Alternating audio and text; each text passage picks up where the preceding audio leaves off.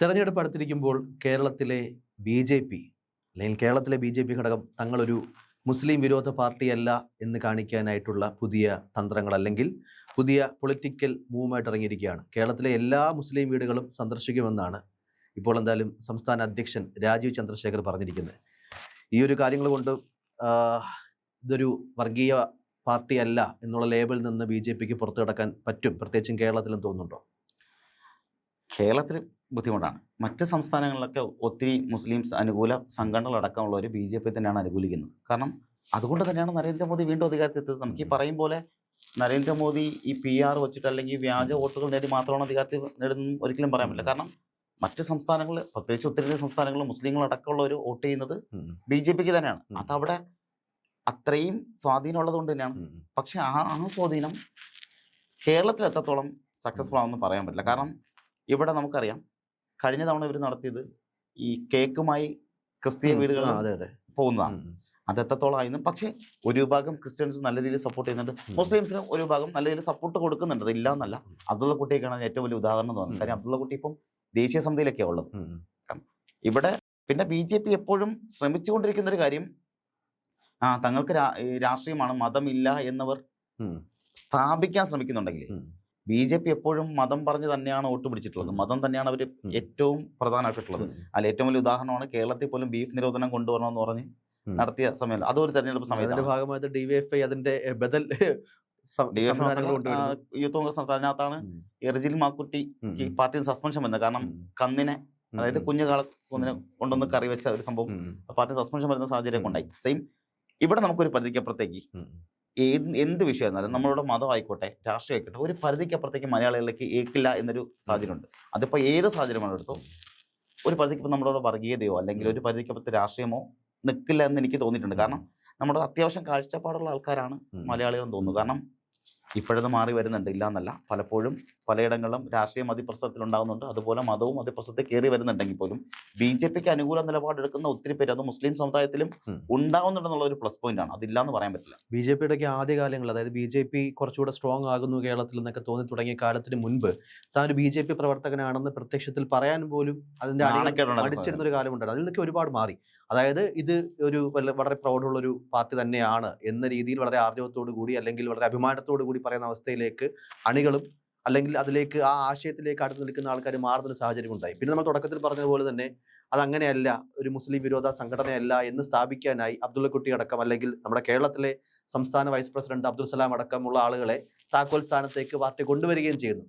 അങ്ങനെയുള്ള ചില ടാക്ടിക്സ് കൂടി ചിലപ്പോൾ വർക്കൗട്ട് ആവാൻ തോന്നുന്നില്ലേ? ഇതിന് ഗുണം ചെയ്യുന്നത് ഇപ്പൊ അബ്ദുള്ള കുട്ടിയെ പോലെ ഒരാളിപ്പോൾ ദേശീയ സമിതിയിലേക്ക് വരുമ്പോൾ അതുകൊണ്ട് ഗുണം ചെയ്യുന്നത് ഈ ഉത്തരേന്ത്യയിലാണ്. അവിടെയൊക്കെ പോട്ടെ, ഒരാളെന്നിട്ട് ഞാൻ സലാം പറഞ്ഞിട്ട് അസ്സലാം വലൈക്കും എന്ന് പറഞ്ഞിട്ട് അബ്ദുള്ള കുട്ടി അവിടെ സംസാരിക്കുമ്പോൾ അവിടെ വോട്ട് ആയിരക്കണക്കിന് വോട്ട് പറയുവാണ്. കാരണം അവരവിടെ മുസ്ലിം മുഖം, അതായത് ബി ജെ പിയുടെ മുസ്ലിം മുഖമായിട്ട് ഉയർത്തി കാണിക്കാൻ പോകുന്നത് അബ്ദുള്ള കുട്ടിയാണ്. സ്വാഭാവികമായിട്ടും അനിൽ ആന്റണിയുടെ മകനാണ്, മുൻ മുഖ്യമന്ത്രിയായിരുന്ന നമ്മുടെ ആന്റണിയുടെ മകനാണ്. സ്വാഭാവികമായിട്ടും ആന്റണി അവിടെ ചെന്നിട്ട് സംസാരിക്കുമ്പോൾ ആന്റണി എന്ന് പേര് നിൽക്കുമ്പോൾ ഒരു ക്രിസ്ത്യൻ സമൂഹം മൊത്തം കാരണം ബി ജെ പിയിൽ നിന്ന് ക്രിസ്ത്യൻ നേതാവിന് അല്ലെങ്കിൽ ക്രിസ്ത്യൻ സമുദായത്തിലുള്ള ഒരാൾക്ക് വലിയ സ്ഥാനം കിട്ടിയിട്ടുണ്ട്, അപ്പൊ ഞങ്ങൾ കൂടെ നിന്നാൽ ഞങ്ങൾക്കും ഉണ്ടാവും എന്നുള്ളൊരു സ്ട്രാറ്റജി ഉണ്ടല്ലോ. ഇവിടെ ഇലക്ഷൻ സ്ട്രാറ്റജി പലപ്പോഴും ഭയങ്കര സക്സസ് ആണ്. അത് എത്ര ഇല്ല എന്ന് പറഞ്ഞാലും. അതുകൊണ്ടാണ് ബി ജെ പി മൂന്നാമതും, പ്രത്യേകിച്ച് നരേന്ദ്രമോദി അധികാരത്തിൽ വന്നത് 2014 ശേഷം, എടുത്തു പറഞ്ഞ 2014 ശേഷം കേരളത്തിൽ ബി ജെ പിയുടെ വളർച്ച ഭയങ്കര വലുതായിരുന്നു. പ്രത്യേകിച്ച് നരേന്ദ്രമോദിയുടെ ഒരു തരംഗം വളരെ ഫാസ്റ്റ് ആയിട്ടായിരുന്നു. ആ തരംഗം 2014 ശേഷം കേരളത്തിലും പ്രതിഫലിച്ചിട്ടുണ്ട്. അതുകൊണ്ട് തന്നെയാണ് ഓരോ തവണ ഓരോ സമ്മേളനം നടക്കുമ്പോഴും ആയിരക്കണക്കിന് ആൾക്കാർ രണ്ട് പാർട്ടിയിൽ നിന്ന്, ഇവിടെ നമ്മൾ കേരളത്തിൽ എടുക്കുമ്പോൾ CPM നിന്നും കോൺഗ്രസിൽ നിന്നും ബി ജെ പിയിലേക്ക് പോകുന്നുണ്ട്.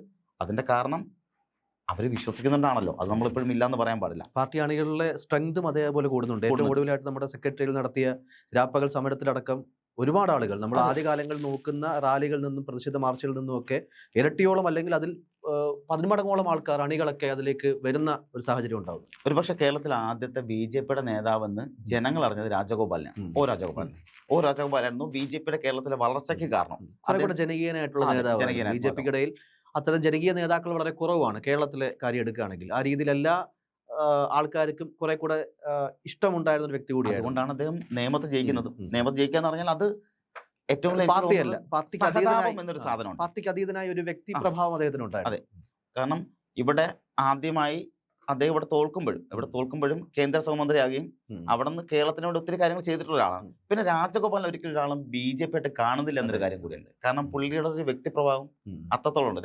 രാജേട്ടൻ എന്ന് വിളിക്കുന്ന അത്രത്തോളം ക്ലോസ് ആയിട്ടുള്ള ആൾക്കാരുണ്ട്. പുള്ളിയുടെ പ്രസംഗത്തിന്റെ ശൈലിയൊക്കെ ആണെങ്കിലും അധികം വർഗീയത കലർത്താത്ത രീതിയിൽ അതാണ് എടുത്ത് പറയുന്നത്. കാരണം വർഗീയത പറയാത്ത BJP നേതാക്കന്മാരിൽ ഒരാളെന്ന് പറയേണ്ടത് രാജഗോപാലനാണ്. കാരണം അത്രത്തോളം പുള്ളിക്കുണ്ട്. പിന്നെ മറ്റൊന്ന് ഞാൻ ഈ പറഞ്ഞ പോലെ ഈ BJPയുടെ ഈ സ്ട്രാറ്റജി എത്രത്തോളം സക്സസ്ഫുൾ ആകുമെന്ന് നമുക്ക് പറയാൻ പറ്റില്ല. കാരണം പ്രത്യേകിച്ച് ന്യൂനപക്ഷ സമൂഹത്തിലെ BJPക്ക് വളർച്ച വളരെ കുറവ് തന്നെയാണ്.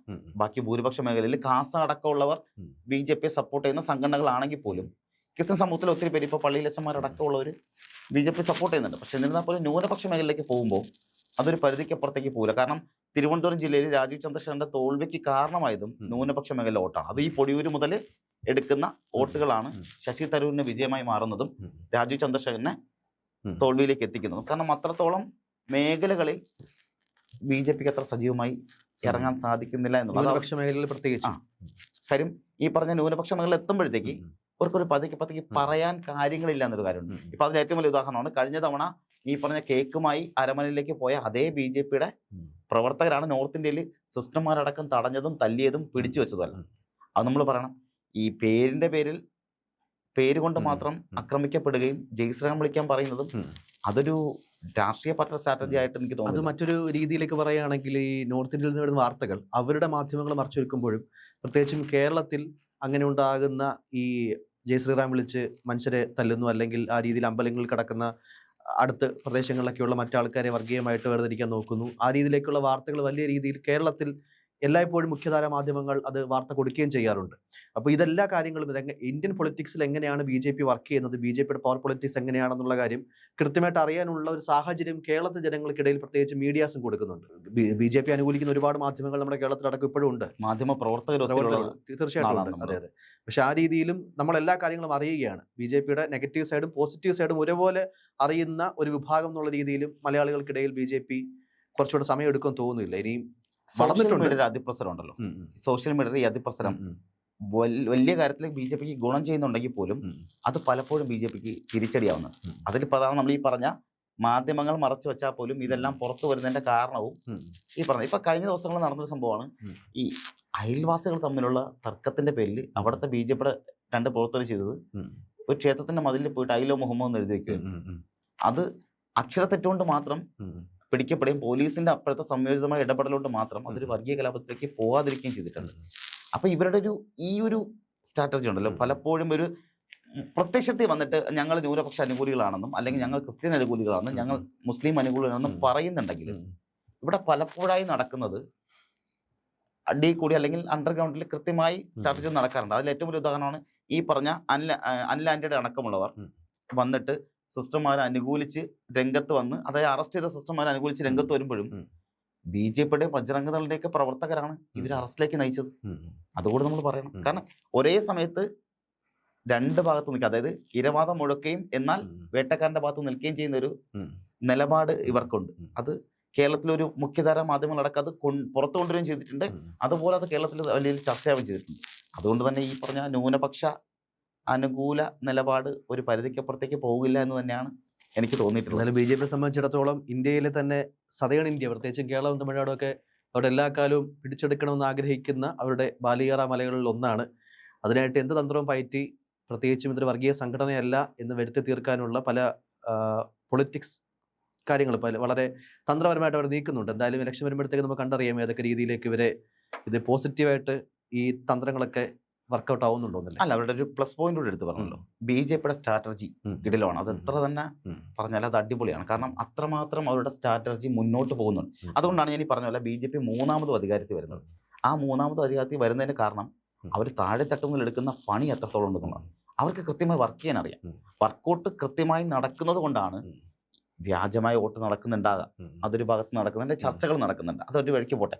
പക്ഷേ അവർ കൃത്യമായി വർക്ക് ചെയ്യുന്നത് കൊണ്ട് തന്നെയാണ് ഈ വിജയം ഉണ്ടാകുന്നത്. കേരളത്തിലടക്കം അത് വലിയ തരത്തിൽ പ്രതിപാദിക്കുന്നു. പ്രാക്ടിക്കൽ പൊളിറ്റിക്സിലും പവർ പൊളിറ്റിക്സിലും എങ്ങനെയാണ് കളിക്കേണ്ടതെന്നുള്ള കാര്യം കൃത്യമായിട്ട് BJPക്ക് അറിയാം. നിൽക്കാൻ അറിയാം. ഈ പറഞ്ഞ കക്കാനും അറിയാം, അവർക്ക് നിൽക്കാനും അറിയാം. അതുകൊണ്ട് തന്നെ ഒരു പരിധിക്കപ്പുറത്തേക്ക് ഇവിടെയും കേരളത്തിൽ സാധ്യമാകുമെന്നുള്ളൊരു പ്രതീക്ഷ കൂടിയുണ്ട്. കാരണം ന്യൂനപക്ഷങ്ങളിൽ ഒരു ഭാഗം ഒരു പക്ഷേ നിൽക്കാൻ സാധ്യത ഉണ്ട്. അത് മുന്നിൽ കണ്ട് തന്നെയാണ് ഇവരത് കൃത്യമായിട്ട് ഈ മുസ്ലിം റീച്ച് അജണ്ട ആയിട്ട് പോകുന്നത്. എന്തായാലും കണ്ടറിയാം ഇലക്ഷൻ മുന്നിൽ നിൽക്കുമ്പോൾ ഈ BJP-യുടെ മുസ്ലിം റീച്ച് ഔട്ട് വർക്ക് ആവുന്നുണ്ടോ ഇല്ലയോ എന്നുള്ള കാര്യം നമുക്ക് ഇനി നേരിൽ തന്നെ കണ്ടറിയാം. അതെ, അത് കേരളം തന്നെയാണ് മറുപടി പറയേണ്ടത്. ശരി.